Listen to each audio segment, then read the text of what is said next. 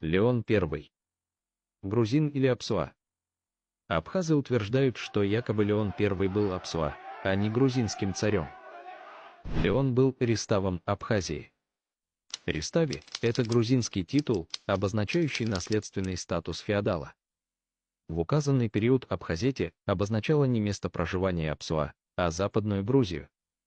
Леон, проявив верность царю Арчилу и грузинскому единству, взял в жены племянницу царя Арчила, а их потомки наследовали статус правителей региона Абхазии.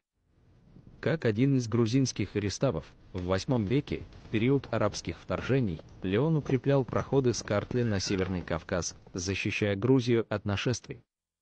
В это время во главе грузинских войск в современном Сахуме стояли риставы Картли, Арчил и Мири.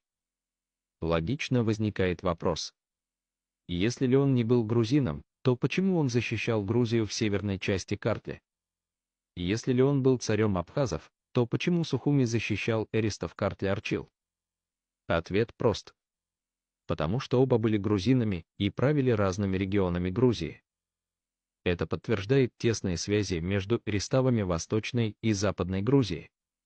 Все исторические памятники, церкви и крепости, построенные во времена Леона, хранят грузинскую письменность.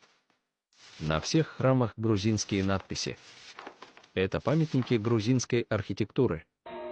В Абхазии, как и в других регионах Грузии, богослужения проводились на грузинском языке. Все археологические находки подтверждают, что на этой территории издавна говорили исключительно на картвельских языках. Нет никаких доказательств того, что Леон знал абхазский язык или имел какие-либо связи с северокавказскими Апсуа. Те, кто приписывает Леону то, что он Апсуа, просто лгут.